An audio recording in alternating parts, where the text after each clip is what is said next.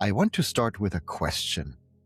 What if the lucky people in your life, the ones who seem to always be in the right place at the right time, who things just seem to work out for, who end up with the opportunities, what if they weren't lucky at all? What if they were just better at a skill that most of us never learned? That question sits at the heart of today's conversation.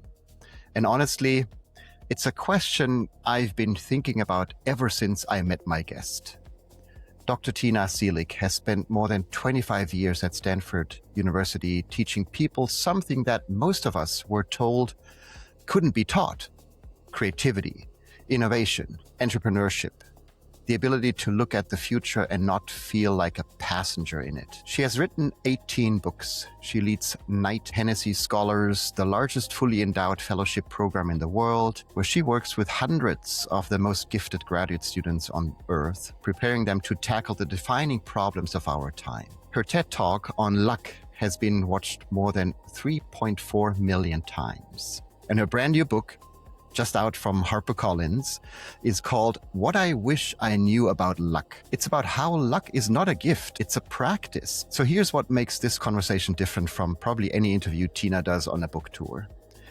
I had a privilege, and really do mean a privilege, of teaching alongside Tina at Stanford. We stood in front of students together, we traveled together on the entrepreneurship to the end of the world. We talked about ideas in a way that you only talk when you're building something with someone in real time. So today is not an interview, it's a reunion. And I think you will feel that. On this podcast, I really believe deeply that the future is not something that happens to us. It's something we built with the right mind state, the right people around us. And Tina has been proving that in a classroom for 25 years. And now she's proving it on the page. This is The Future is How. And I'm Frederick. This is Tina. Welcome, Tina. Wow, that was such a beautiful introduction. Thank you so much for all the thought that you put into that. I really appreciate it. Yeah, thanks for being on the show. I want to actually take us back into the classroom again.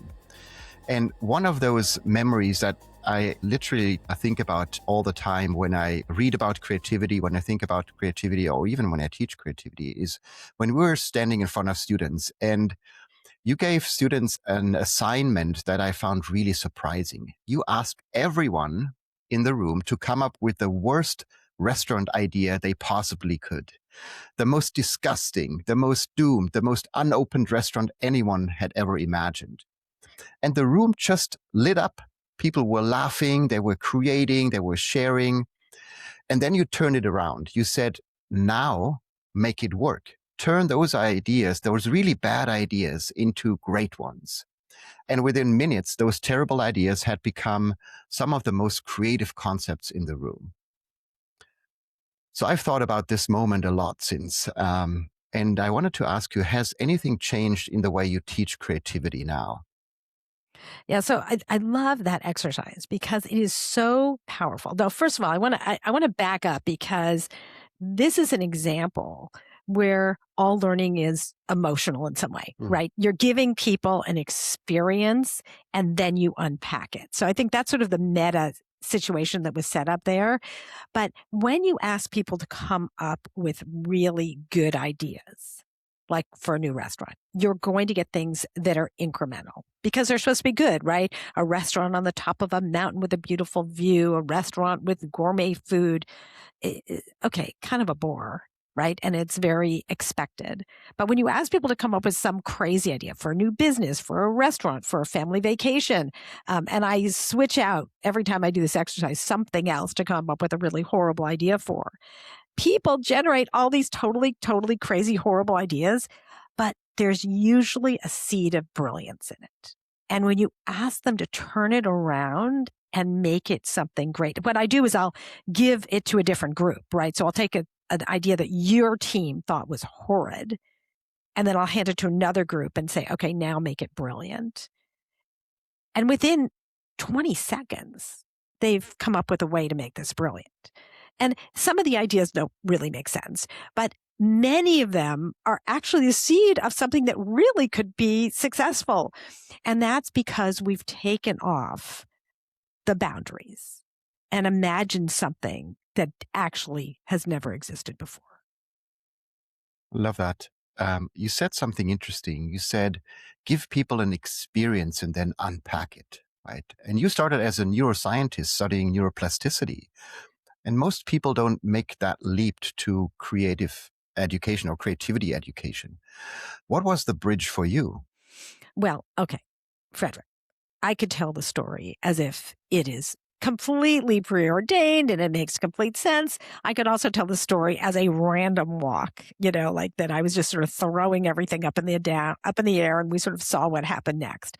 It's a combination because I think this is one of the reasons that I am so lucky. And I think this is one of the reasons I'm so interested in luck is that I'm very aware of what I do to create these opportunities. A lot of it has to do with opening the aperture and being willing to explore things that are not the obvious next step. And so, let me just think about my whole history and think about what's an example. Well, so after I wrote my first book I wrote on the chemistry of cooking. Now, why did I write a book on the chemistry of cooking?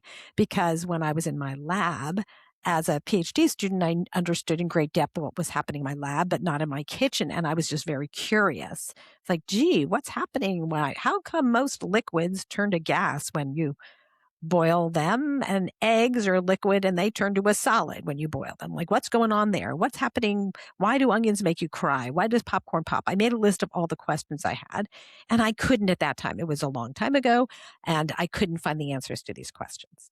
And so I thought, well, gee, maybe I'll write a book about this. And so I wrote a book about it, right? I followed my curiosity. But then after that book came out, and the book ended up being put in the cooking section of the bookstore. This is well before online bookstores. Got put in the cooking section, but it was really a science book, or really it was both. It should have been in both places. I said, well, there's got to be a better way to match books with buyers. Like, people who would like it, we're never going to find it. And so I started my first company called Book Browser, which was a kiosk system for bookstores where people could find books of interest by looking by subject, by author, listen to audio samples, et cetera, right? And that opened then more doors. And then, every single thing I did set the stage for the next thing. And I could never have imagined that next thing unless that other step was there. So, going from your first book maybe to your most recent book, your new book draws that distinction between fortune, things that happen to you, and luck, which you argue is something you actively built. Can you walk me through that? Because obviously, I think everybody wants to feel more lucky, right? It's even like a slogan we used at Google, right? I'm feeling lucky when you were, Exactly. entering something into the search engine, and you want to feel lucky. So walk me through that. Yeah, it's really, really, really important to distinguish between the two. And because we conflate these terms, fortune and luck, and the concepts, we miss the chance to see where our agency is. So fortune is the things that happen to you, right? I don't control the weather, but I control whether I bring an umbrella with me, right? I don't control if someone cuts me off on the freeway, but I control how I respond to that. Right? I don't control who's standing next to me in line or sitting next to me on an airplane, but I control whether I say hello to them. And we're in a constant dance with the world. This is very, very important. We're in a constant dance where we're shifting off which is leading and which is following. And so it's not just, okay, something happens and then I respond. Well, then something else happens and then I respond. And then something else happens and then I respond. And so we're in this dance, and you have a tremendous amount of agency there and control about where you take this dance.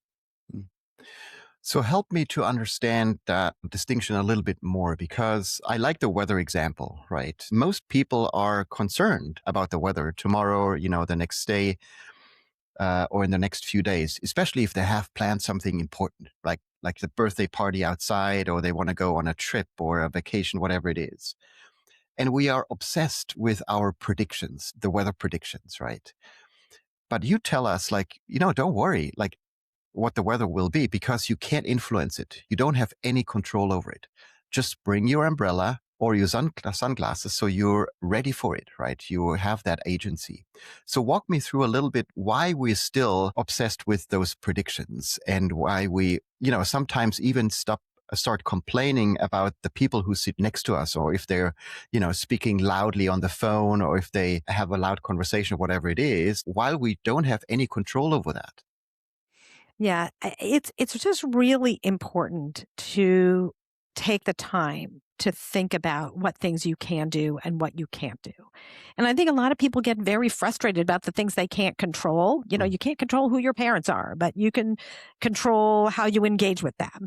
You can't control listen, you're a parent. You can't control all the things your kids do, but you definitely can not. exactly, but you can respond to figure out how you're going to respond. I mean, there's the famous quote by Viktor Frankl that between stimulus and response is a space. And that's a critical point. You have the agency to think through in that space and to give yourself the time to think about how you're going to respond. So if luck is a skill, right, that we can practice, what are the concrete habits that build it? And Great. what do lucky people do on a maybe Tuesday, or like today on a Thursday? Great. So many things. So my thesis or the framework that I present in my recent work is that luck is like the wind. Luck is ubiquitous, but it's invisible, right? You can't see the wind. You need to build a sail to catch it. And so the reason that I've been so passionate about this is I see so many people leaving opportunities on the table and responding in a way that is not going to get them to their goals. And so how do you build a sail to catch the winds of luck? There are three major things you have to do, big things. And then we're going to dive into the specifics. One is you need to build your ship, right? Mm. You need the ship with the sail. That's all the internal work you need to do to prepare. Then you need to recruit your crew. You need to get other people on your team. Most luck comes through other people, through other relationships. And third, you want to hoist the sail. Mm. And there are so many things you can do at each of these stages. So, for example, building your ship, you need to know what your core values are. Because if you do not have your core values, which is like the ballast at the bottom of the ship, you're going to get knocked over. You're going to get involved in situations where you get asked to do something that might be unethical or against the law, and you're going to capsize. So understanding your core values, understanding your risk profile, knowing where you want to go, and also thinking about the story you tell about who you are in the world. The story we tell about who we are so shapes the type of opportunities that we see. And of course, the final thing in building your ship is your skills, right? You need to actually develop specific skills that allow you to then take advantage of the things that happen in the world. So those are things building your ship. Can And I just then, ask a yeah, question there sure, of because I'm course. super curious. We are a sailor family, so this metaphor really resonates and hits home. Building my ship.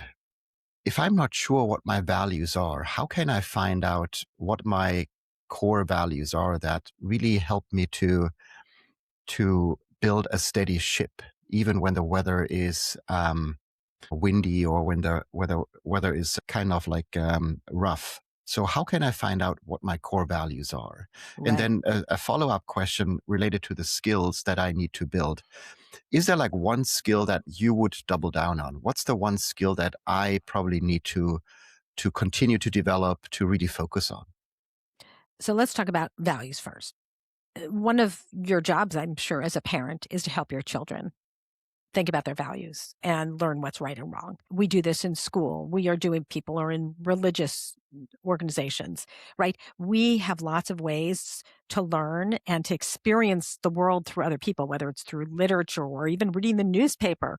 You can look at, I'm watching the documentary about Bernie Madoff, and it's like, oh my gosh, where were the values that shaped the decisions that were being made that took advantage of so many people? And then all the other people who got involved, like where were their values? And you start seeing some people who are like really wrestling with this. And I can tell you a story about what happened to me when I was younger, when I had not taken the time to think about what my core values were. I was just after I graduated from, uh, with my PhD, I was asked to go to a conference. I went to a startup company, and they asked me to go to a conference being held by one of their competing companies. But they asked me not to tell them that I was Mm, representing the company. They asked me to go as a Stanford graduate student, say I was a PhD student at Stanford. And so they asked me to misrepresent myself. And because I had not taken the time to think about it, I said, sure, right? The president of the company was someone who was my, superior. He had a lot of authority, made it sound like this was something everybody did. So I went to this meeting. And because I was familiar with the product and more familiar than a lot of other people in the room, I was asking a lot of questions, which made them very suspicious. And so they called up the company I worked for and they said, "Is Tina Seelig there?" And the receptionist said, "Well, sure. No, she works here, but she's at a mm, conference." And so they quickly knew that I had misrepresented myself. And they came into the elevator with me, hit the stop button, backed me in the corner and said, "Are you a spy?" mm, And I at that moment, it's like, I didn't realize that what I was doing was spying. mm. I didn't realize what I was doing was not ethical and was dishonest. And, I burst into tears and I left with my tail between my legs, but it really forced me to think about the choices I made. And I think oftentimes it's not until you're put in a situation where you're tested that you realize, oh, what am I doing here? And we use a lot of cases in our classes where we help the students sort of test this out in the safe environment of a classroom, learning about slippery slopes. Once you make that first decision to do something dishonest, it's much easier to do the second one if you take the bait. And so, how do you inoculate yourself against taking the bait? When it comes to skills and how we can grow them, two questions come up for me. The first one is, what is the number one skill that you think we need to continue to develop and grow as human beings? And then secondly, how do we grow it? How do we invest in building that skill? I think that's different for every person Mm, because every person is going to have a different constellation of natural talents and interests. And so, what mm, really foundational would be curiosity. The more curious you are, the more you're going to get exposed to new things. I always mm, tell my students before something's your passion, it's something you know nothing about. And that is really, really important. You're not going to sit by yourself in your room and say, okay, I have to figure out what I'm passionate about. Kind of a silly thing because you didn't know about anything until you got exposed to it. And so I encourage people to try lots of different things and see where their passions and their interests seem to collide and go, okay, that's where I'm going to double down and triple down. And then you build a constellation of other people in your life who have complementary skills and complementary interests that allow you to go further together. I don't know if you can see that, but behind me, I have a calligraphy that I just practiced with a calligraphy teacher who taught calligraphy for over 50 years. And Steve Jobs was one of his students as well. And so we wrote Curiosity, and it Mm, actually consists of these three pieces. The first one is it's a woman or a mother with a child, which stands for mm, caring. The second piece is surprise, and the third one is love. So it's care, surprise, and love, which basically makes up the word curiosity. And so I find this fascinating because you can have a love for like surprising things or things that you want to know more of and so forth. So I just wanted to share that because I think curiosity, yes, absolutely. Like continue to just tap into your curiosity, right? And see where it leads to. I love Even that. I'm trying to figure out, like, if somebody looked at that calligraphy and didn't know that it was the word curiosity, would they be able to intuit it by looking at the symbols? Absolutely. I think that's when you dive deeper into like calligraphy and how the words are actually made up, right? Mm. For example, caring is made up of a woman and a child, and that represents care. I think it's just fascinating how those characters really explain different concepts or terminology or words that we are Mhm. using. So let's go back into building our ship. We are now firm on our values. We know which skills to focus on and how to grow them. What's the next thing we can do? One of the most important things you can do is to understand your risk profile. Mm. Now, so let me ask you, are you a risk taker? If I would ask probably my family and my friends, they would definitely say 100%. Okay. The thing is, it's a trick question I just asked you because risk is not binary. Mm. It's not just you're a risk taker or you're not. But most people answer yes or no. But there's so many different types of risks, right? There are emotional risks, physical risks, social risks, financial risks, intellectual risks, ethical risks, I don't know, fashion risks, whatever, Mhm. all different types of risks. And we each have a profile about the types of risks we feel comfortable taking and those we don't. And so understanding that allows us to see where are the places where we feel comfortable stretching, where are the places we might want to get more comfortable stretching. So I might say, gosh, I'm very comfortable with social risk. I'll get up and give a talk to 1,000 people, no problem. But I'm not a financial risk taker at all, or not a physical risk taker.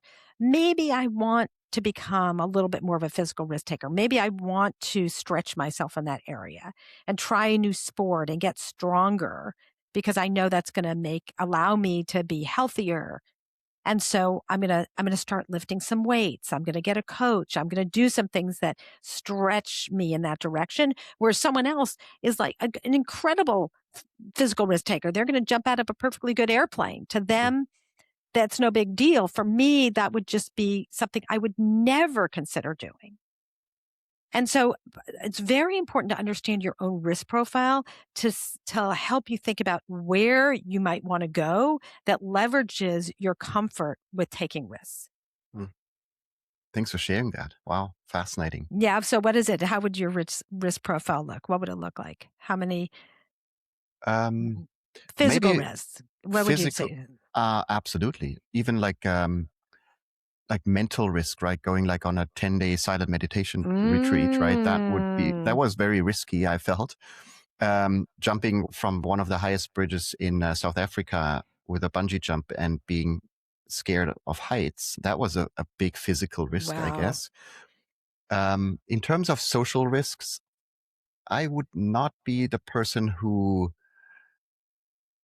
confidently would get up first and stand in front of 1,000 people. It might seem like it, but for me, like extroversion or that social risk is something that I've learned and built over time. Okay, Um, but this is a good point. You had to stretch, right? It was not mm, did not come naturally to you. absolutely, yeah. What about Thanks. emotional risk? Like telling someone how you feel? Um, I think I feel very comfortable about that. Mhm. Yes. Right, and intellectual risk. I have to guess that you're pretty comfortable with intellectual risk, taking on a problem that might seem really difficult. Um, I would put myself maybe into like an 80%, 90%. Okay, great. Yeah. Yeah. And understanding this about yourself is really, really helpful because it sort of helps you think about where you might want to go. Amazing. And I'll take that to my kids as well, if I may. Great. Great, of course. Because I What think I it's a fascinating way of thinking about your own risk profile. Exactly. So what I do is I create this riskometer, which is we developed it in the creativity class I taught a few years ago, and with a number of other colleagues, and it's a spider chart. Mm. So it looks like a spider web, and each line from the center is a different risk. And so you can map out and compare your risk profile with other people. Amazing. Thanks for sharing that. So now we've built our ship, right? To use your metaphor, what's the next step? You need to recruit your crew. What does Right. that mean? Yeah. Okay. So I sort of a tagline here would be, luck seldom sails solo, Mm, right? Luck mm, usually comes through your relationships with other people. So one is asking for what you want, right? Mm. Knowing what you want, asking for it, and knowing how to ask for what you want. So many people um, either don't ask for what they want or they do it in a way that it's unlikely that they're going to get a response. Mm. Another thing would be to help other people. The more you help other people, I mean, the more other people are likely to help you. So, Mhm. again, it's a bit of a dance. This might seem simple, but it's really fascinating to see the number of people who don't do it. And in fact, one of the most overlooked things is showing appreciation. Writing thank you notes, saying Mhm. thank you to people. Whenever someone does something for you, they are not doing something for someone else. They're not doing something for themselves. It is an opportunity cost for them. Mm. And not expressing appreciation appropriately is a real missed opportunity.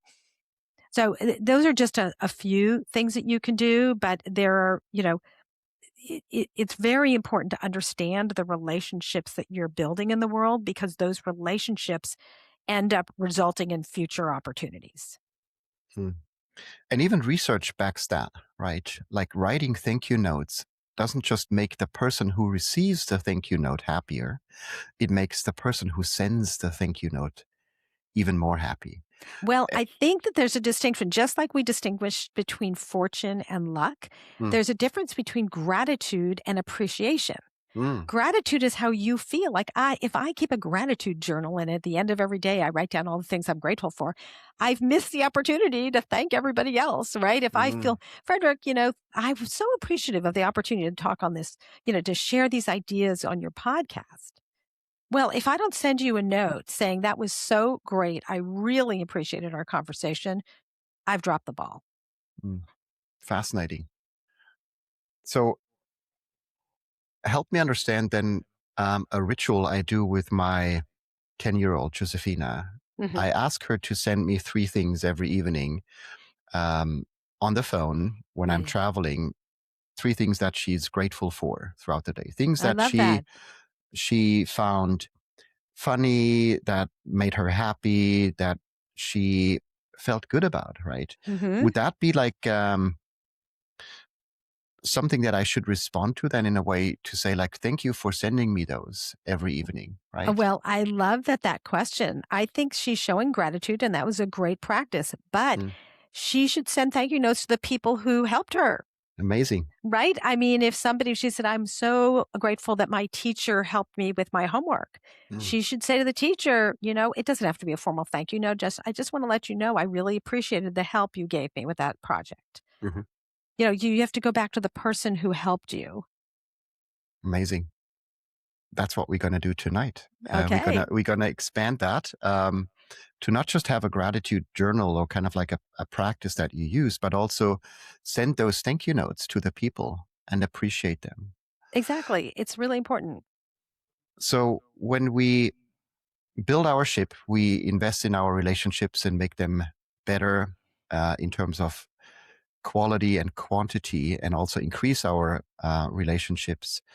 What are other things we need to do? Great. So there are other really important things in building trust. One is resolving conflicts. Mm. When you have a conflict with someone, not only is it's like a knot in your stomach, or a knot in your brain that you just can't untie, it's very distracting. And it's just getting in the way. And those people who can kind of clear the deck and to say, hey, listen, I know we had a really rough conversation. Do I owe you an apology? Or I'd love to apologize um, for saying something that might have been uncomfortable, or can we talk about this?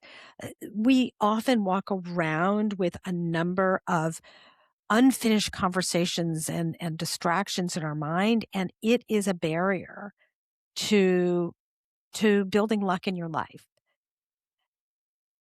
What do you think about that? Um, Fascinating. Yes, it triggers an emotion in me, which is um, impatience. Um, and I'm actually in one of my coachings. I work with an incredible human being, and we are working both ways on our patience and trying to, you know, build a practice of just whenever we feel impatient to acknowledge that, to be aware of that, but also then finding ways of practicing patience. So we're living in a low patience culture, I think, right? Mm-hmm. Everything needs to happen quickly, right?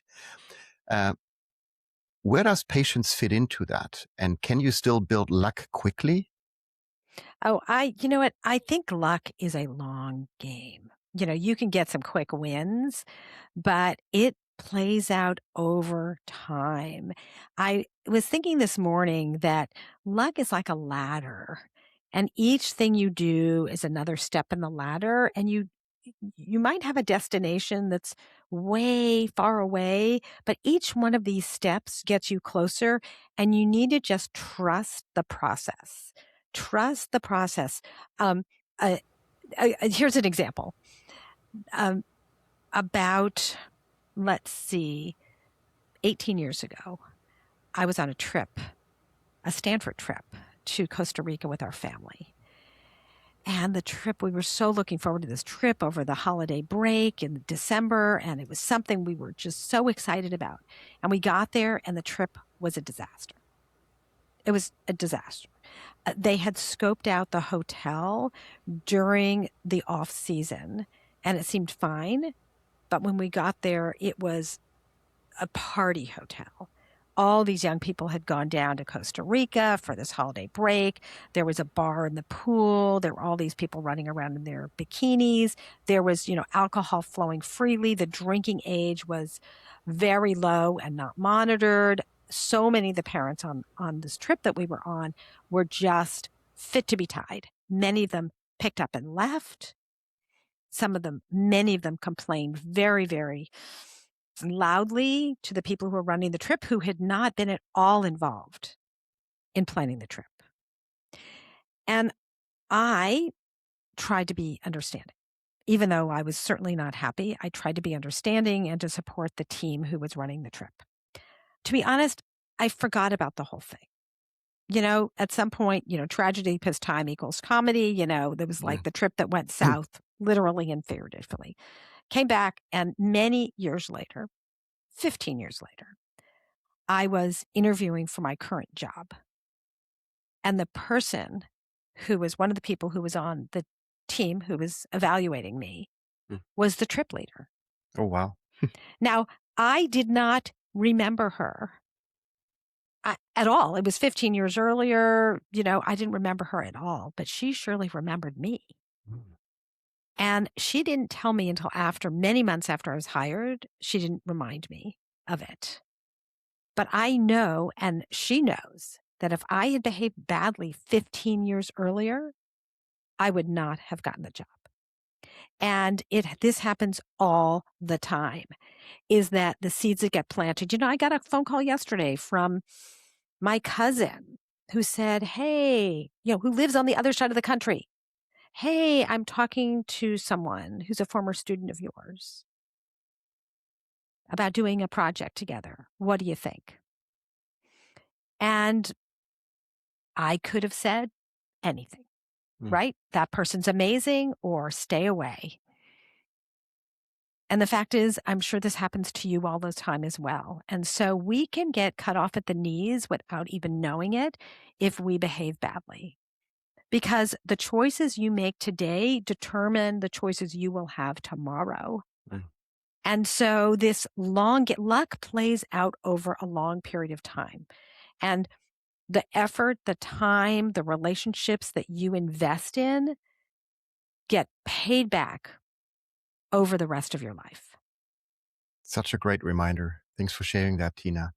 It is truly remarkable. The choices you make today determine the choices you will have tomorrow.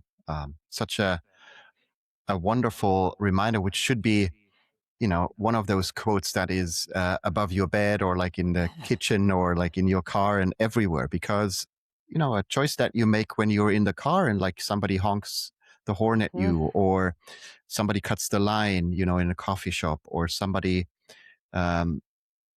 is disrespectful or whatever it is, you have the choice in how you respond to that person, right? Exactly, exactly. And, sometimes, our tank is empty and we don't behave in the way that we wish we could. But Mm, then you can go back, if you can, and say, I didn't behave in a way that I'm proud of. And then that's one of the reasons that really unraveling those conflicts. I know I think about it a lot these days. Do I wake up in the morning like, do I have anything I need to resolve with anyone? mm, mm. And it's the most amazing thing. It's funny. The other day I was at a dinner and one of my colleagues was there and there were a lot of people and I didn't get a chance to talk to him. And I just, in the back of my mind, like, I'm always thinking, somebody hates me. Somebody doesn't Yeah. like me. Did I do something wrong? So I was thinking, it was like in my brain, like, oh my gosh, did I do something wrong? Did I say something or do something? Because we had sort of surprising interaction and I didn't Mm. understand it. So I just shot off an email yesterday and said, are you mad at me? Did I do anything? And he wrote back and said, no, not at all. No, I'm like, and I was like, okay. And instantly my blood pressure went. I was like, okay, fine. Dude, who knows what was going on, but it certainly wasn't about me. And I was able to just feel lighter throughout the whole day. It wasn't something I was perseverating on. Yes, it's what they call, I think, ants, automatic negative thoughts, right? That come up all the time in our mind, right? We think about these stories where how might other people think about us and like what's their opinion about us and all of those things. And our mind is really good at doing that. The Exactly. ants are like Exactly. all over our head, and just checking in, right? Sending that Yeah, email and say like, hey, exactly. just tell me, like, did I do something wrong, or like, what do you think about me, or all of those things will resolve some of these stories that are just made up in our mind. And Yes, the ants will go exactly. away. Exactly. Well, oftentimes, you have to think about like, who do I want to be in the world, right? Who do Mm, I want to be? How am I going to engage? And asking questions like, help me understand what happened here, right? If somebody's behavior is surprising to you, like, help me understand what happened. mm. What am I not understanding or what was going on? I mean, you probably have had this situation as well, like when teaching, where I'll have a student that's late. And I used to be, when I was, a very new teacher, be very frustrated and maybe feel like there was going to be some consequence. But I've started, as I got older, thinking, I don't know what's going on with them. Why are they late? So I would go up and say, help, what's going on? Are you okay? Start with, are you okay? Mhm. Because it might have been that they had a bike accident on the way to class, which certainly can happen. Or I got a phone call from my parents this morning and, something's going on with my family. There have been so many times. There was once I was in a meeting many years ago and one of our former students, an alum, was in the room and he kept checking his phone. And I was very annoyed. I was like, why is he being so distracted? Seems very rude. And, my brain was telling a story of him being, inappropriate. And afterwards, he came up to me and he said, I just want to let you know my new baby was in the hospital last night and my wife was letting me know what was going on. And I'm like, oh my gosh, I can't even believe you're here. Exactly. Yeah. Like the story shifted instantly once I understood. And I think we have to be more gracious and curious. Again, it goes back to curiosity, curious about what's happening because often it has nothing to do with you. And it then allows you to let go of those feelings, which free you up to create more positive experiences and more luck in your life. Absolutely. And that's what brings us back to like our earlier point where you said like you can't control what they're doing, right? But you can control how you're responding to them. And I remember like one of our students, she came always late and she had wet hair. Hmm. So, were making up stories around like, oh, she might just, got up late and like take the shower last minute and then come late into our class. And then we checked in with her and she said, oh, I'm on the Swim. Yeah. water Yeah. polo team so I have to practice and it's just an overlap that I have in my schedule. And we were like, oh, of course, like take your time and like, please dry your hair and like take as much time as you need because the Olympics are up and you want to compete, right? And you want to Yes, and we win. want to So support you in that. We want to support you in absolutely. that. Exactly, exactly. Yeah, So, absolutely. yes, I think being open-minded and curious is, helps us in so many ways. So maybe let's stay with students for a minute. You've taught remarkable students from around the world.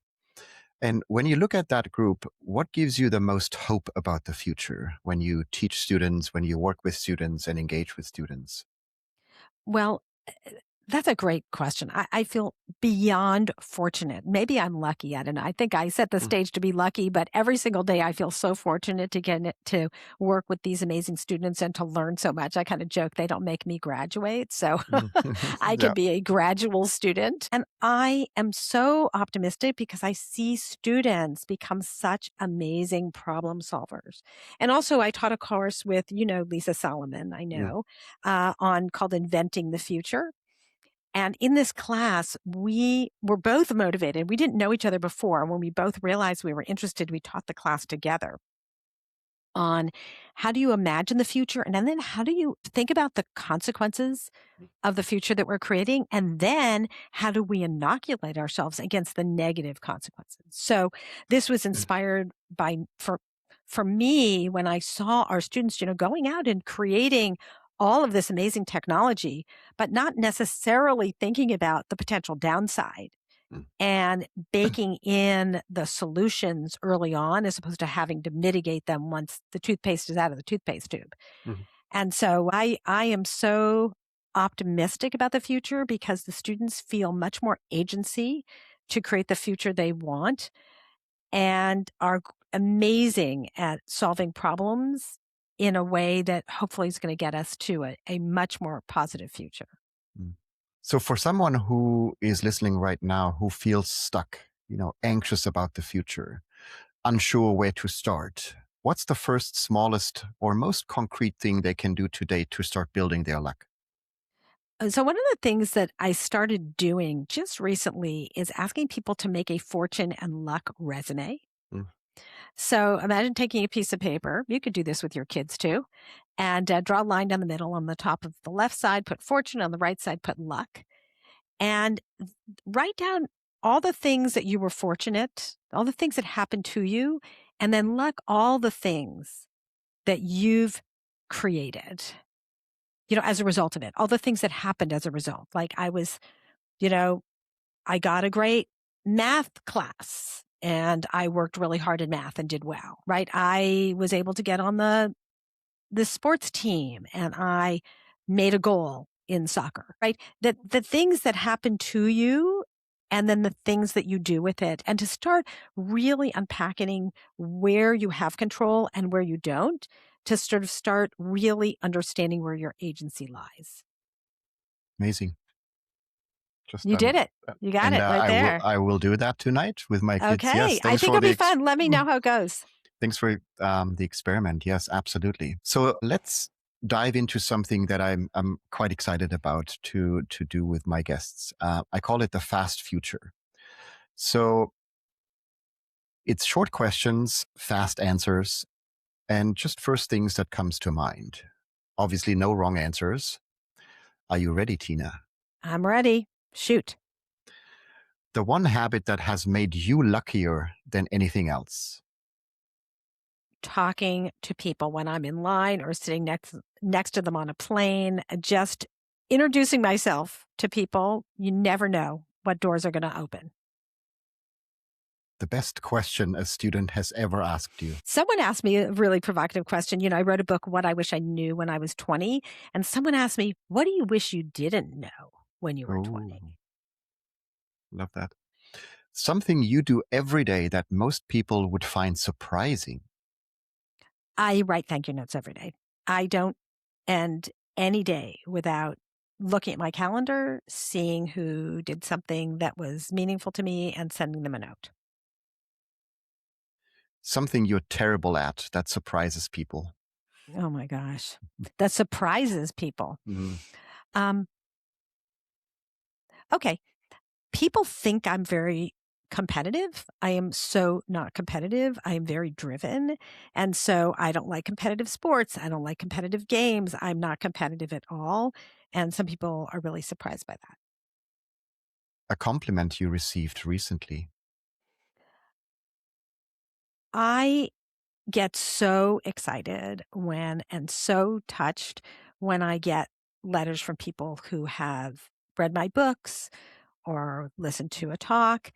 The idea that you can touch people and influence them from afar is one of the most powerful things, and to realize that we can really influence other people in so many different ways. And so that just warms my heart when I hear from people who have felt that my words have touched them in some way.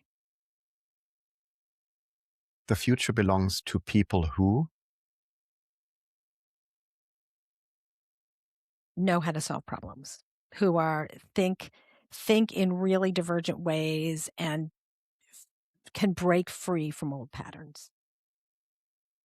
Thanks for diving into this fast future round. So we've built our inner ship. We recruited our crew. What else can we do? We can hoist our sail. And there are so many things you do to hoist your sail. I mean, do you want me to do like a fast round of things you can do every single day? Please, yes. Okay, great. Stir the pot. Do something you haven't done before. Go somewhere you haven't gone before. Take a class on something you've never thought about. Stir the pot. Add more data. Add more ingredients to your soup.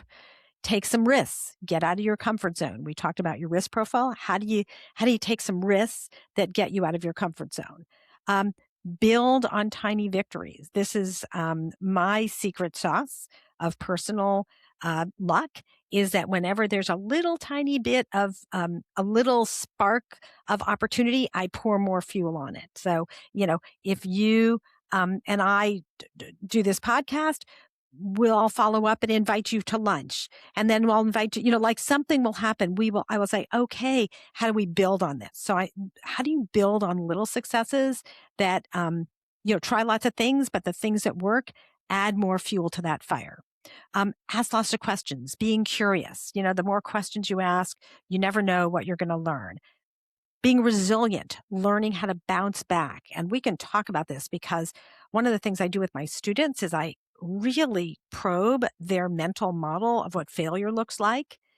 And it's fascinating because if you have a mental model that if you fail, basically you're going to die, you're going to end up in a black hole, why would you ever try something? But if you can foster a mental model that failure is part of the learning process and that learn how to bounce back, you're much more willing to take some risks. You also, we talked about creative problem solving. That's another really important tool in your toolbox. Also prioritizing, learning how and when to say no, when to say, I live in a world of abundance, not a world of scarcity, and I need to be able to say no to focus on the things that matter.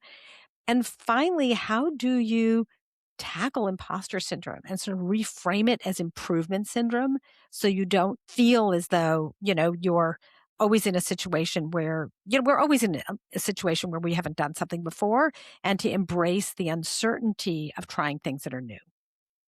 So that's sort of a flash set of things. Amazing. Tina, thank you for saying yes to today. Thank you for being here, for showing up, for helping us to feel more lucky maybe, and to create the future that we want to see happening. And I want to say something before we close. There are conversations you have on a show like this that feel like an exchange. And then there are conversations that feel like a gift. This was the second kind.